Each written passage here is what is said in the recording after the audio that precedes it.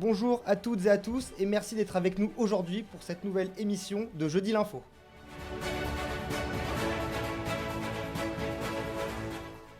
Au programme de ce soir, il y aura un rapport complet de l'actualité française. Bien évidemment, il y aura une rubrique sport avec du rugby, du football et du basket. Et enfin, on terminera avec de la culture où on parlera notamment de la Star Academy. Et vous retrouvez notre toute nouvelle chronique depuis quelques semaines qui est l'horoscope du jour que tout le monde attend. À très vite.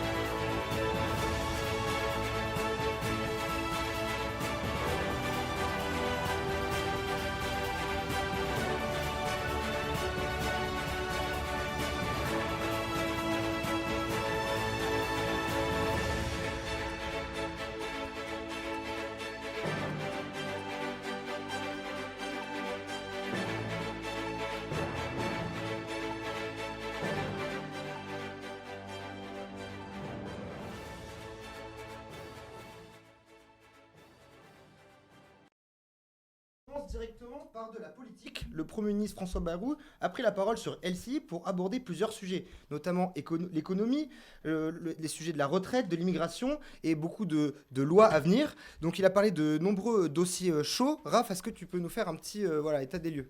Oui, Théo, le Premier ministre s'est exprimé hier soir face à Darius Rochebain dans un entretien inédit, car il a duré presque 2 heures. L'occasion d'aborder les dossiers les plus chauds qui animent notre territoire. Ok, parmi les dossiers chauds, on commence par l'économie et surtout les finances publiques.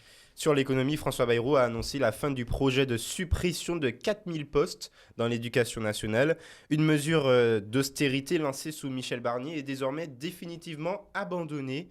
Une bonne nouvelle pour les enseignants et les parents, mais la question de l'épargne publique reste en suspens.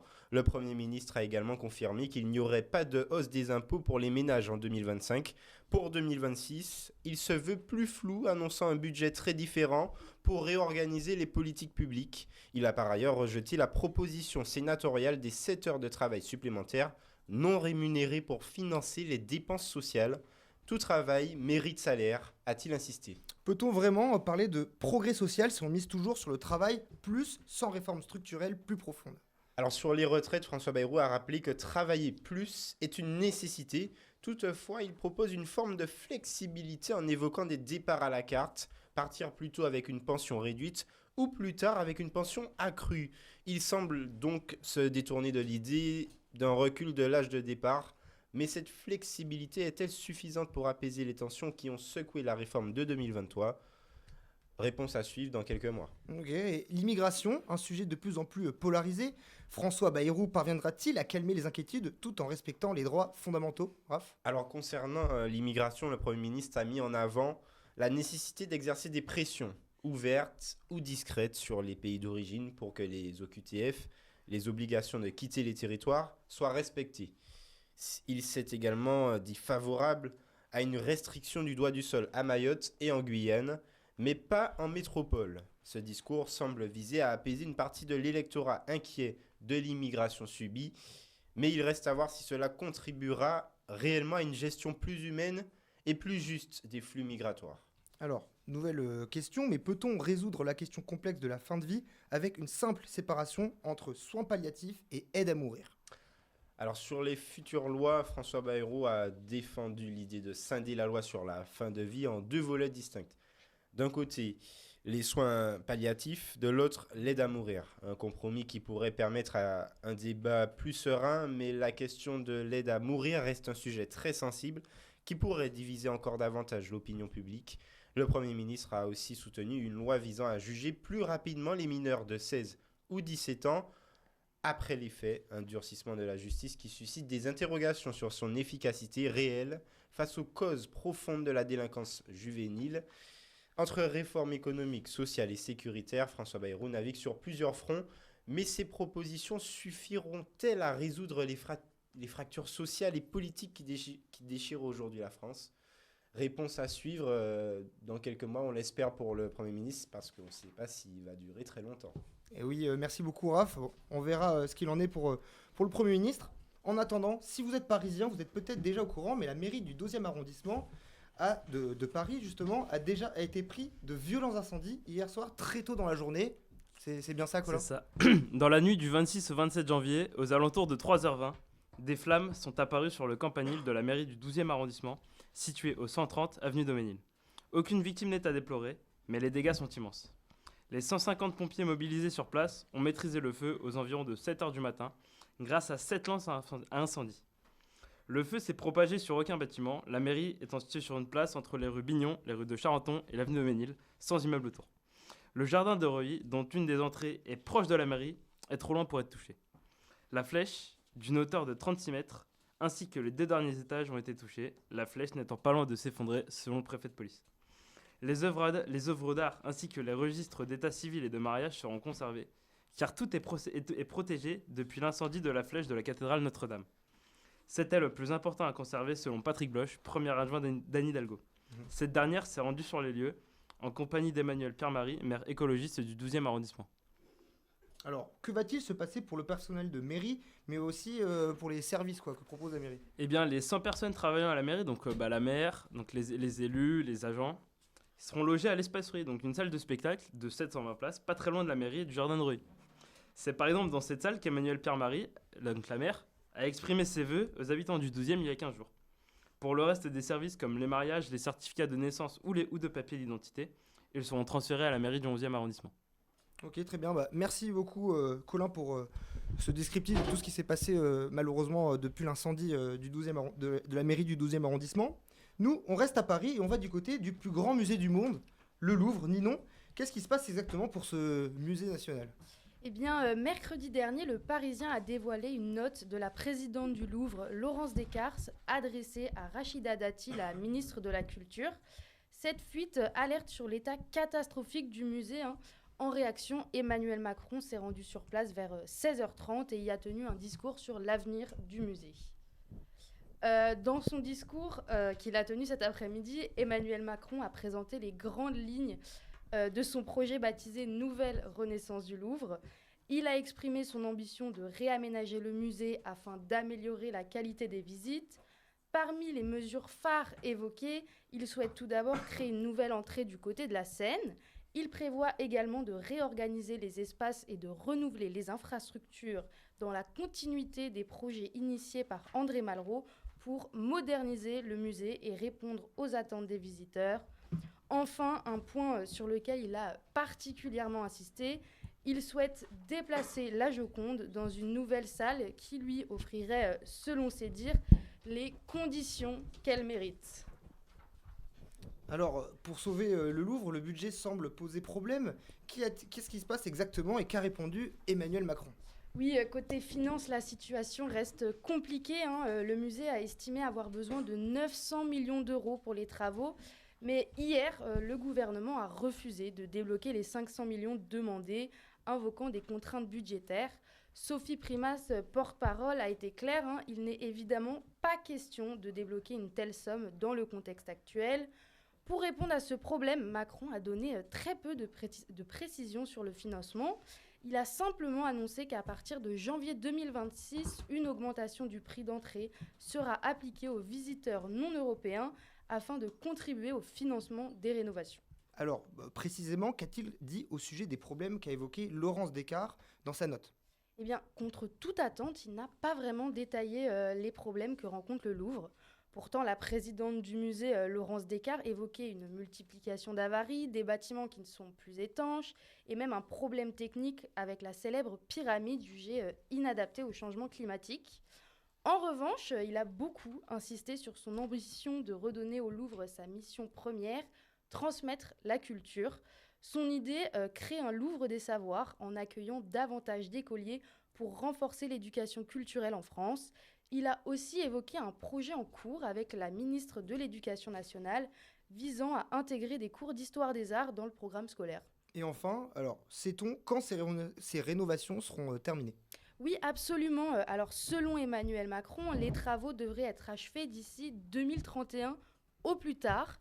C'est un projet ambitieux, mais il s'est montré très confiant. Il a affirmé « Faites-moi confiance, ça avance mieux ainsi ». Le coup d'envoi du projet Nouvelle Renaissance du Louvre est donc donné. Reste à voir comment tout cela va se concrétiser dans les années à venir. Bon, bah, il reste plus qu'à lui faire confiance, en fait, Ninon. On verra. Bon, bah, on espère. Bon, depuis le week-end dernier, la Bretagne est frappée par la tempête Herminia. L'île-et-Vilaine a été gravement touchée.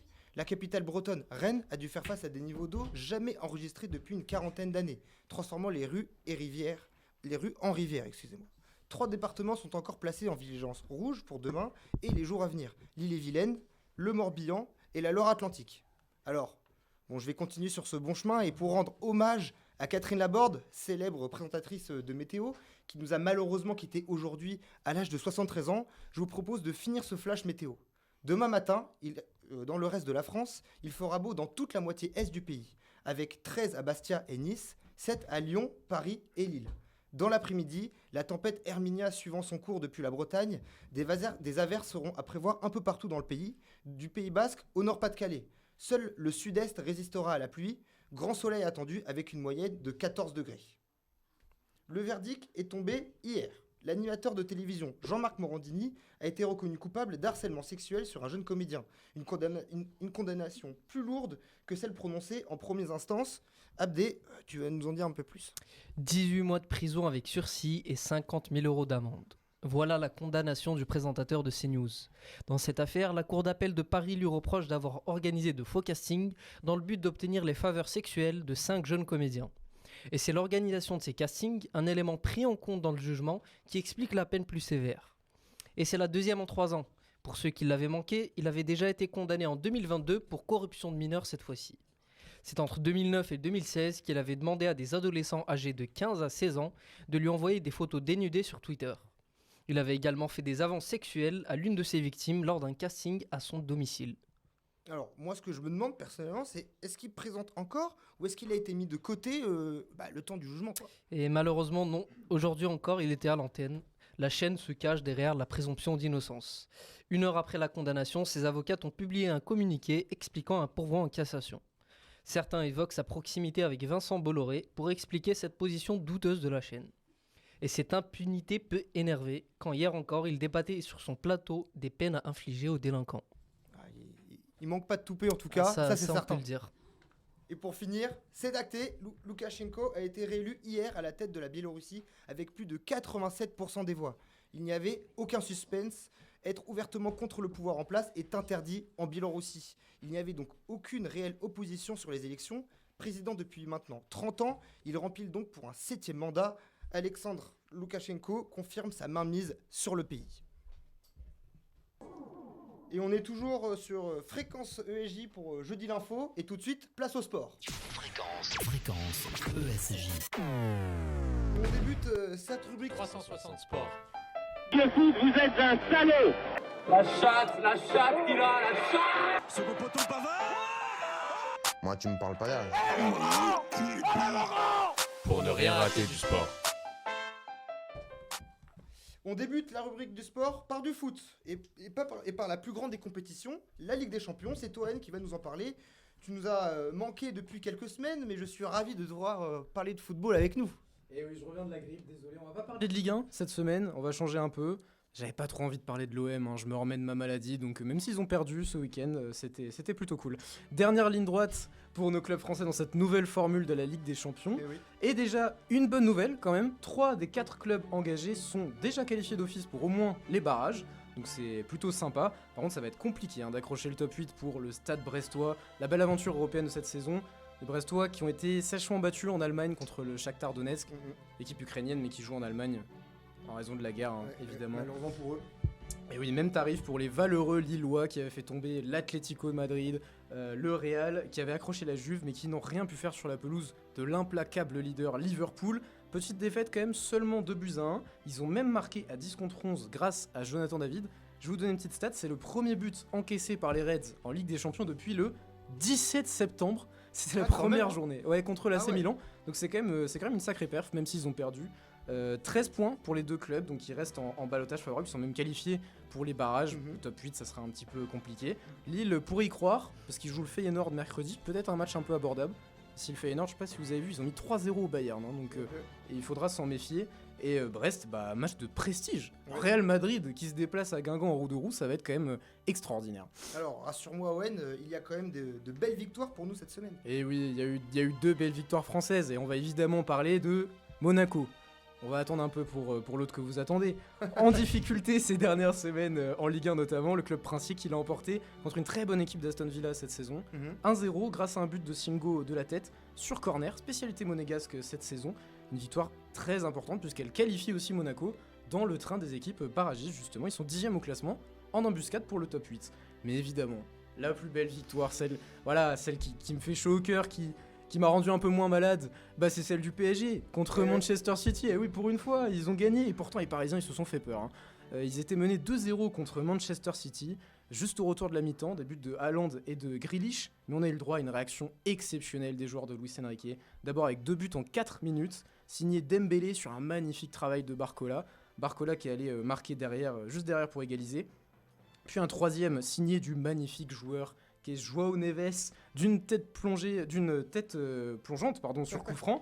Je sais pas si vous avez regardé le match, mais Joao Neves, il a été extraordinaire, le petit milieu portugais. Il a marché sur le milieu de Manchester City, puis il y a un quatrième but qui sera marqué par Ramos dans les arrêts de jeu pour parachever cette magnifique victoire parisienne.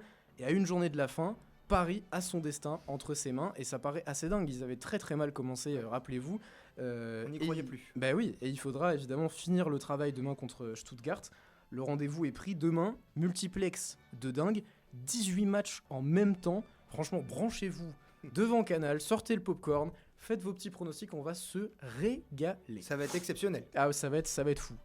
Et je l'ai pas dit, mais Monaco ira jouer contre l'Inter aussi. Voilà, si vous voulez un petit peu tous les clubs français. Gros match aussi quand même en prévision, même si ils ont le destin entre leurs mains. Bon, ça va être compliqué, mais au moins ils sont déjà qualifiés pour les barrages, donc voilà, on aura probablement 4 clubs qualifiés en barrage de Ligue des Champions. Ça va être merveilleux. Merci Owen pour cette préparation à la Ligue des Champions en quelque sorte. Merci Théo. Alors maintenant on va passer au ballon orange et on va parler de NBA. Alors comme on en a l'habitude depuis 2020, la NBA redébarque à Paris et Marco, écoute, la Ligue américaine cette fois-ci elle nous a proposé pas un mais bien 2 matchs qui étaient le 23 et le 25 janvier.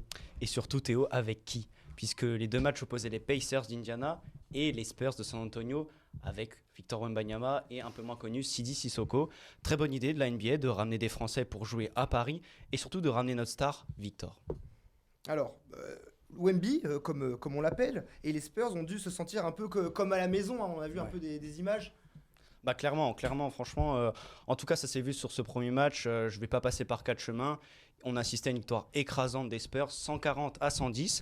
Wemby rappelle qu'il est chez lui, il inscrit 30 points, il prend 11 rebonds et contre 5 fois, c'est énorme. Et les Pacers, eux, n'arrivent pas à se remettre vraiment du jet lag en fait, notamment le franchise player Tyrese Haliburton qui finit avec 13 petits points sur ce match, c'est pas dans son habitude. Alors, je crois que tu voulais me parler des matchs suivants si je dis pas de bêtises. Oui, alors c'est pour ça que je suis en train de regarder mes fiches là. Mais Marco, c'est bien NBA on sait bien que tout va très vite. Et le deuxième match à Paris, c'était juste à peine 2 jours après. Et ça a donné quoi ? Alors, vous savez quoi, pour laisser un peu de suspense et aussi pour vous montrer du Wemby à Paris, voilà les meilleures actions de notre Français dans le début des 2 premiers quart-temps de ce deuxième match.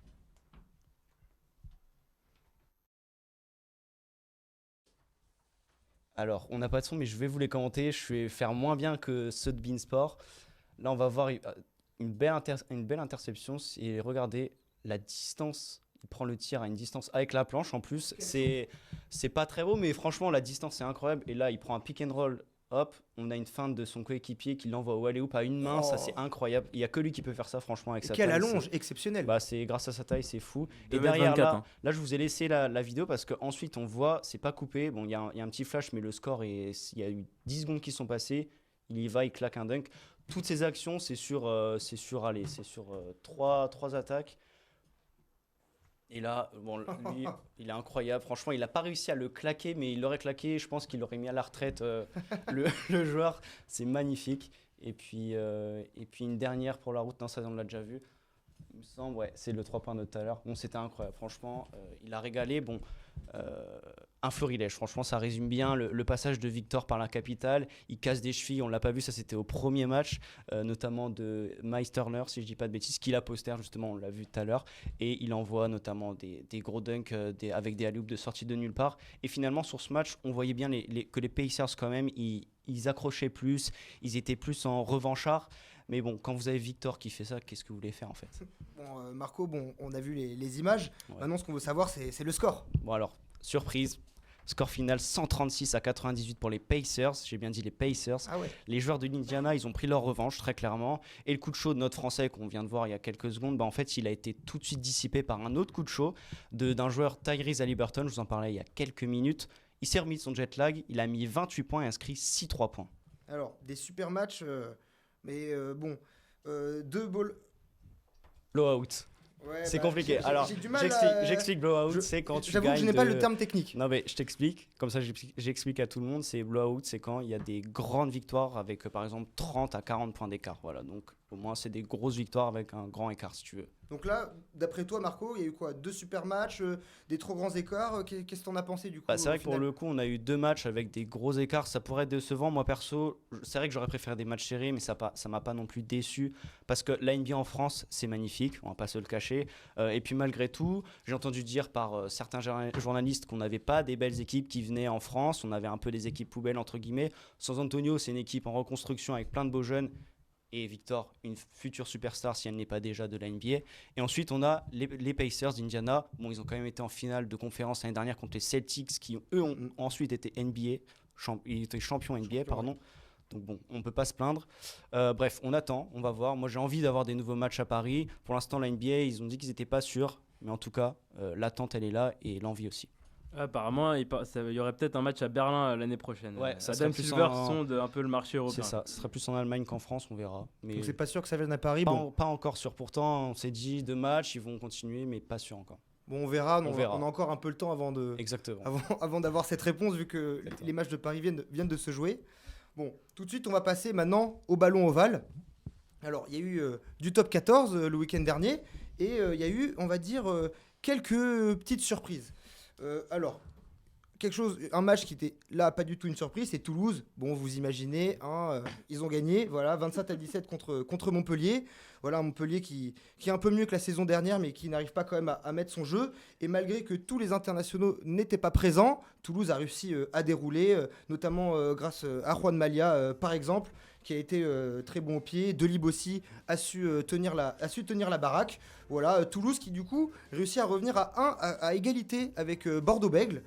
Bordeaux-Bègles qui justement a perdu à domicile. C'est la première fois de la saison que ça arrive, et ils ne sont plus invincibles. C'est quand même quelque chose. Il n'y a que 2 équipes qui sont encore invaincues à domicile, donc Bayonne et Toulon. Et bah Voilà. justement, on va parler de Toulon.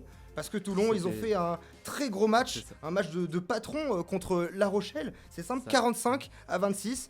Voilà, une petite déculottée à la maison. Il y avait 23-10 pour La Rochelle à la mi-temps. Hein. Il y avait Ouais. 23-10, Toulon s'est réveillé. Et Et ils les ont- jeunes Rochelais ne pouvaient rien faire. Et ils ont réussi à gagner en à peine une mi-temps. C'est ça. Voilà, très fort. Ils conservent ils ont déroulé. leur 3e place. Une 3e place bien méritée. C'était un match plaisant à voir. Je l'ai regardé, ce match, il était très plaisant et ça jouait bien des deux côtés. Voilà. Franchement, très beau match. Alors maintenant, on va parler de 2 matchs un peu dans le ventre mou du tableau. Mais ouais, il y avait Pau, Clermont, victoire de Pau. Voilà, ils assurent, ils remontent à la 10e place. Ils sont encore en pourparlers pour les phases finales, parce que La Rochelle 6e est à peine 36 points. Donc ça peut être vite rattrapable. Là, le classement est très très serré quand on regarde l'écart entre. Enfin, bon, les 3 premières places se tiennent en 3 points, mais après, il y a au moins 10 points d'écart. Enfin, tout est serré quoi. Et justement, je te prends au mot, Voilà. Colin, sur le match Perpignan-Bayonne. Oui, c'était serré aussi. Voilà, Perpignan a réussi à gagner 16-11. Et écoutez, il passe à 28 points. Donc pareil, pas très loin, en ballottage comme Pau. Et Bayonne, qui conserve certes encore le titre d'invincible à la maison, mais qui, malgré cette défaite, arrive aussi à garder sa 4e place. Il va falloir qu'ils bataillent un peu plus dur s'ils veulent réussir à la garder. Et du coup, maintenant, on va parler de deux grosses déceptions. Voilà, mais qu'arrive-t-il au club francilien ? Je vous le demande, on va déjà J'ai pas envie d'en parler. On va devoir en parler, et c'est un peu ton club de cœur, Colin. Non, On pas va du parler tout. du Stade français. Je suis dans le déni, laissez-moi vivre. Grosse défaite contre les Bretons, les derniers, 33-28. Alors, c'était serré, mais ils se sont sabotés Comme d'hab, les c'est pas la joueurs du première Stade fois. français. En fait, c'est ça, Van prend un rouge à la 6ème, et puis normalement, techniquement, quand t'es à 15 contre 14, tu dois gagner. Non, ils ont pas gagné, c'est con. Ils auraient dû dérouler et ça non. n'a pas été le cas. Défaite du Stade français qui est avant-dernier à 4 petits points de justement leur adversaire Van qui remonte un peu au classement. Et d'ailleurs, on a pris un bonus défensif et c'est le premier point de la saison à l'extérieur. C'est-à-dire qu'en 8 matchs, à l'extérieur, ce club a pris un point. On espère qu'ils arriveront à faire mieux pour la fin de l'année. J'y crois moyen là, et qu'il y ait des news qui sont tombées, il y a le coach des avants qui se barre à la fin de l'année. Écoutez, de toute façon, Colin, on va parler de la deuxième déception pour Paris, mais en tout cas la région parisienne, le Racing Métro 92, Alors moi, qui perd chez eux contre Castres. Et Castres a bien joué. On sent que ça leur a donné du baume au cœur en fait aux Castrés de se qualifier en Coupe des Champions, ce qui n'était pas évident. Et malheureusement, le Racing qui eux s'était justement fait éliminer la semaine passée, ils n'arrivent pas à enchaîner. Ils perdent 20-27 chez eux contre Castres. Je veux dire, un bon Chavancy capitaine n'a rien pu faire. Et au moins, ça a mis un peu de baume au cœur à mon week-end rugbystique. Voir le Racing perdre, il n'y a rien de plus beau. Écoute, je pense pas que tout le monde aura ce même avis. En tout cas, Colin, on revient vers toi et on va parler de football cette fois-ci. Il va y avoir du match. On a parlé en Ligue des Champions pour le PSG, mais il n'y a pas que la Ligue des Champions pour ce club. Il y a aussi la Ligue 1. Eh oui. Heureusement. Ouais. Et donc le PSG recevait Reims au Parc des Princes dans le cadre de la 19e journée de Ligue 1. Et donc entre les deux matchs de Champions League. Et donc l'équipe parisienne était remaniée donc en prévision du match de Champions League donc demain soir à Stuttgart. Donc, le PSG a fait match nul 1 partout contre Reims avec des buts de Dembélé donc son 11e de la saison et de Keito Nakamura donc son 8e. Les joueurs de Luka Elsner ont bien embêté ceux de Luis Enrique en restant en manque bas et en attaquant en contre pendant 90 minutes. Le meilleur joueur du match est Yevan Diouf donc le gardien rémois qui a réalisé plusieurs parades. Alors ce match a été l'occasion de voir pour la première fois la dernière recrue parisienne, celle que tout le monde attendait. Alors, je vais éviter d'écorcher son prénom, je vais tenter son nom de famille, Kvaratskhelia, il me semble, le géorgien. Gvisha Kvaratskhelia. Tente-le, Colin, tente-le. Kvaratskhelia. Alors, je crois que c'est Kvaratskhelia. Alors, je me suis un peu entraîné. J'ai pas fait le V2 géorgien, pardon. Je me suis un peu entraîné. En tout cas, Naples, ils ont fait le travail pour nous parce qu'il a un surnom, c'est Kvaradona. Alors, qu'en est-il de ce nouveau joueur ? Eh bien, et voilà, donc il est arrivé la semaine dernière de Naples pour 110 millions d'euros de transfert. Donc voilà, donc il a fait un bon match. Voilà, 70. 70, j'ai dit 70. C'est un peu Il y a le rédac chef qui me contredit. Mais... On a un peu entendu dans les 100, mais ça nous a rassuré. Merci de faire la correction. Donc voilà, donc il a joué 83 minutes pour sa première. Donc il a joué ailier gauche. Et après, il a joué numéro 9, donc attaquant de pointe. Donc il a réalisé une passe décisive aussi pour Ousmane Dembélé. Donc après un 1-2 avec Désiré Doué, qui lui a fait un super match aussi, comme Dembélé d'ailleurs. C'est vrai. Il a été disponible pour ses coéquipiers, très mobile, je trouve. Il a montré l'étendue de sa qualité technique. Il a réalisé pas mal d'appels dans la profondeur et réalisé des magnifiques passes, dont des très belles transversales pour changer de côté. Il aurait pu réaliser une autre passe décisive si Gonzalo Ramos avait mieux contrôlé en première, quand il lui fait un centre de l'extérieur et Ramos fait un mauvais contrôle et le défenseur Raymond intervient rapidement. Voilà. Ouais, il a fait un super match, sachant qu'il n'avait pas joué depuis un mois, je crois. C'est ça. Depuis un moment, et ça se sentait qu'il n'était pas super affûté. Mais voilà, c'est un joueur technique vraiment magnifique à voir jouer. Je pense qu'on va se régaler à le voir au Parc des Princes. Et ça se voit qu'il a envie de jouer, qu'il a envie de montrer des belles choses. Et ce club en a besoin. Malheureusement, il peut pas jouer demain parce qu'il a déjà joué la Ligue des Champions avec Naples et on peut pas jouer la phase de poule avec deux clubs. Mais on le verra en barrage. Ouais, je pense qu'il va nous régaler. Je pense que c'est le genre de joueur dont le PSG a besoin. Un peu star qui va être la tête d'affiche du club. Ça fait une petite concurrence à Barcola aussi. Donc c'est parfait. D'ailleurs, il a joué lié droit quand ils ont joué ensemble les deux. Mais écoutez, les gars, merci beaucoup pour cette page sport qui est maintenant terminée. Et on passe bientôt directement à la suite avec la partie culture.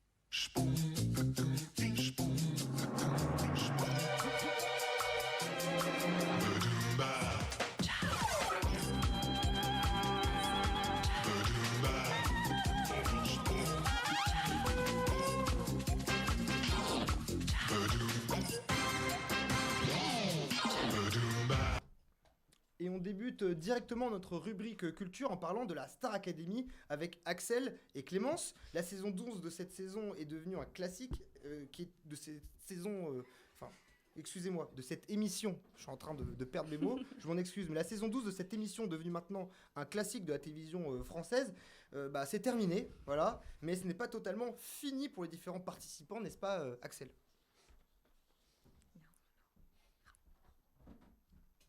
Sonore direct. ESJ. La grande gagnante de la Star Academy est Marine.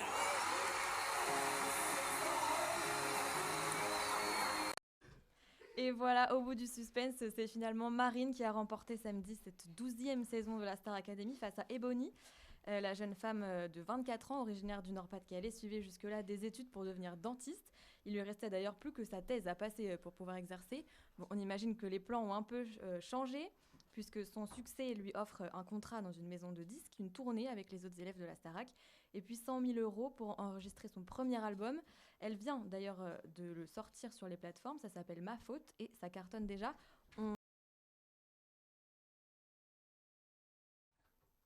Si la compétition est terminée, l'aventure Star Academy, elle continue. Quelques heures seulement après la finale, TF1 avait déjà levé le voile sur un tout nouveau programme inédit qui vous emmènera dans les coulisses de la tournée. Depuis hier, donc, les fans peuvent suivre l'après-Starac des candidats.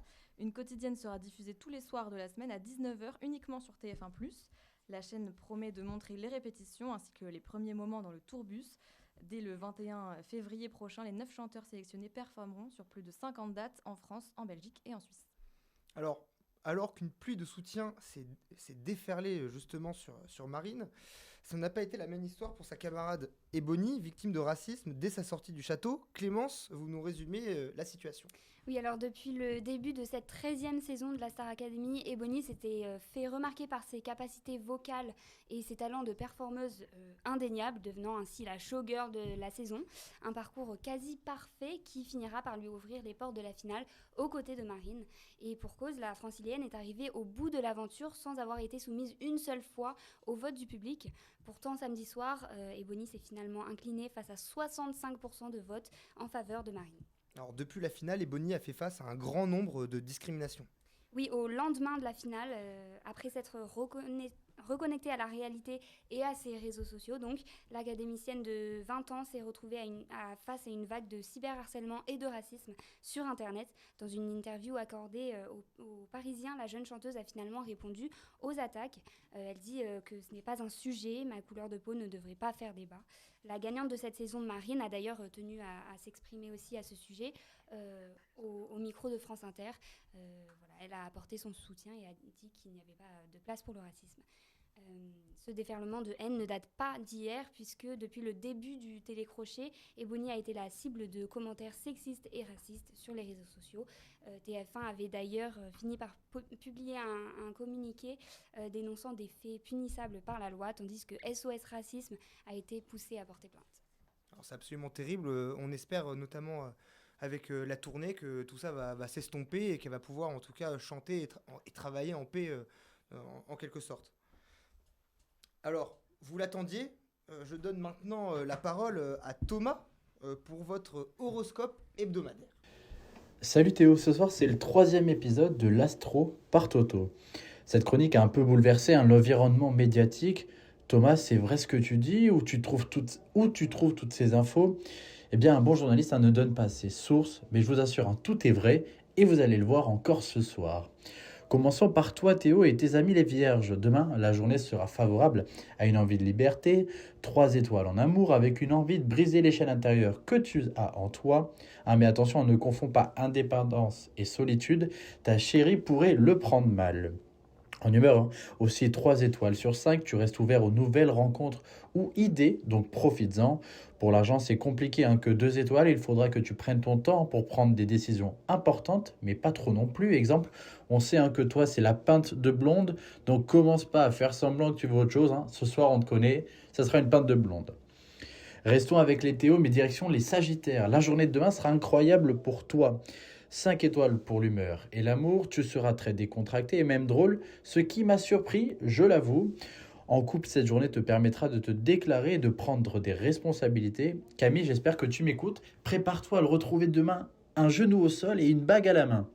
Niveau argent, tout va bien, de meilleurs revenus sont à prévoir. Parfait, ça t'évitera d'amener une pauvre bière quand je t'invite à un apéro chez moi. J'espère que tu te souviens, c'était il n'y a pas si longtemps. Après les Théos, nous allons voir nos touristes. Et oui, je parle de nos globetrotteuses Clémence et Axel. 3 étoiles pour du côté des Capricornes. Clémence, tu vas te rendre plus disponible pour passer du temps avec tes proches. Bah pas avec nous, à ce que je vois. N'hésite pas à revenir, hein. Amour, tu cherches l'indépendance. Je crois que c'est pas une grosse difficulté. Pour toi, tu es prudente dans tes dépenses, même si de sérieuses opportunités arrivent. Pour Axel et les lions, 5 étoiles côté amour et argent. Le grand amour frappe à ta porte. J'étais sûr que Tristan allait trouver enfin le bon chemin. Fonce dans tes projets, l'argent n'est plus un souci. Tu as mon numéro et je sais que tu as Lydia, donc j'attends un virement après l'émission, hein. Et l'énergie sera présente pour que tu ailles au bout de tes idées. Tiens, drôle de coïncidence avec l'amour. Restons chez les animaux avec le scorpion. Colin, c'est une grande première, 0 étoile pour l'humeur. Mais ne t'inquiète pas, réalisations personnelles seront pleines de créativité, mais attention au brin d'individualisme.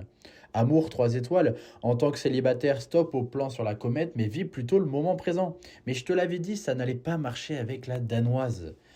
Aïe, argent, 1 étoile, c'est pas ta journée mon Colin. Tu dois être clairvoyante dans tes dépenses. Difficile, c'est vrai, hein, quand on enchaîne peinte sur peinte et qu'on décide d'être supporter du stade français au rugby. Après Colin, prenons sa famille, les poissons avec Ninon. Perte de rigueur, tu dois tout te noter pour éviter de faire cavalier seul. Côté couple ou célibataire, je ne sais plus trop dans quelle catégorie te situer. Un vent libérateur souffle sur ta sensibilité. Maman écoute, peut-être, donc je ne veux pas trop en dire, mais en couple, tu vas réussir à surprendre ta moitié. Et je pense que tu ne surprendras pas qu'elle. Niveau argent, tu avances positivement en contrôlant tes finances, plus que tes émotions ou sentiments, j'ai l'impression. À toi, Abdé, les Verseaux, 5 étoiles en humeur, avec une bonne humeur et une énergie communicative. On t'écoute les yeux fermés, comme sur ton papier. Amour, 5 étoiles, en vrai, t'as que des bonnes notes. Si tu es en couple, les sentiments sont forts et nourris. Célibataire, tu risques de rencontrer un partenaire enthousiasmant. J'ai le même signe que toi, donc si ça peut m'arriver, ça pourrait être vraiment sympa. Argent, encore 5 étoiles, une situation financière sans problème. Les Gémeaux et Marco, pareil, 5 étoiles partout. Communication à l'honneur, avec une bonne ambiance générale. N'hésite pas à l'être avec nous, ça changera un petit peu de d'habitude. Tes sentiments avec Louise crépitent comme l'éclair. Tu seras une pure représentation d'amour. Jamais j'aurais cru penser et croire et dire ça de toi. Chapeau, franchement. Ton aide financière auprès des autres t'apportera de la popularité et du soutien. Sache que j'ai pas besoin d'argent, donc perso, n'attends rien de moi, s'il te plaît. Owen et sa team, les cancers, auront une bonne journée, des rencontres originales et agréables. En amour, tu n'es pas seul, mais à toi de te demander ce que tu veux avec Clémence. Engagement ou simple amourette. Tu vas t'entourer des bonnes personnes pour améliorer au maximum tes finances. Je sens que ton boquier va souvent t'avoir au téléphone. Avant-dernière personne, Raph et les Capricornes. Tu vas partager des moments agréables et sympathiques avec tes proches. Range vite, s'il te plaît, le studio pour qu'on se retrouve après l'émission. Amour, les questionnements seront présents. J'envoie un message à mon ancienne collègue de LCI, à la journaliste de RMC Sport ou à DJ Shiny. Le choix est vraiment cornélien. Argent, tu seras prudent. Un sentiment que tu connais bien en amour, donc je pense que ça ne devrait pas te poser de gros soucis niveau argent. Finissons la tête dans les nuages avec Lisa et les taureaux. Car oui, après les globetrotteuses, Axel et Clémence qui sont en train de se dorer la pilule sur les plages, Lisa, elle se caille entre les flocons de neige.